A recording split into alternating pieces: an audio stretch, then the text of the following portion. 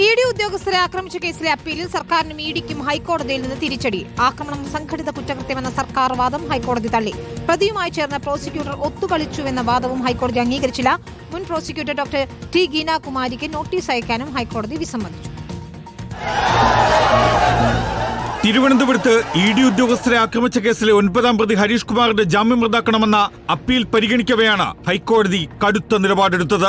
9ാം പ്രതിയുമായി prosecutor ഒത്തുകളിച്ചാണ് ജാമ്യം ലഭിക്കാൻ കാരണമെന്ന സർക്കാരിന്റെ വാദം ഹൈക്കോടതി തള്ളി. കോടതിയെ സഹായിക്കുകയാണ് പ്രോസിക്യൂട്ടർമാരുടെ ചുമതല. പ്രോസിക്യൂട്ടർമാരുടെ വാദം അതേപടി അംഗീകരിച്ചല്ല.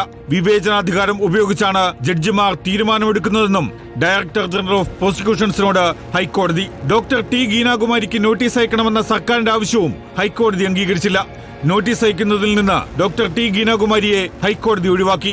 ED ഉദ്യോഗസ്ഥർക്കെതിരെ അരങ്ങേറിയത് സംഘടിത കുറ്റകൃത്യമെന്ന സർക്കാരിന്റെ വാദവും ഹൈക്കോടതി തള്ളി. സംഘടിത കുറ്റകൃത്യമെന്ന് പറയാനാവില്ലെന്നും ചുമത്തിയ വകുപ്പുകൾ സംഘടിത കുറ്റകൃത്യത്തിന്റെ നിർവചനത്തിന്റെ പരിധിയിൽ വരില്ലെന്നും സിംഗിൾ ബെഞ്ച്.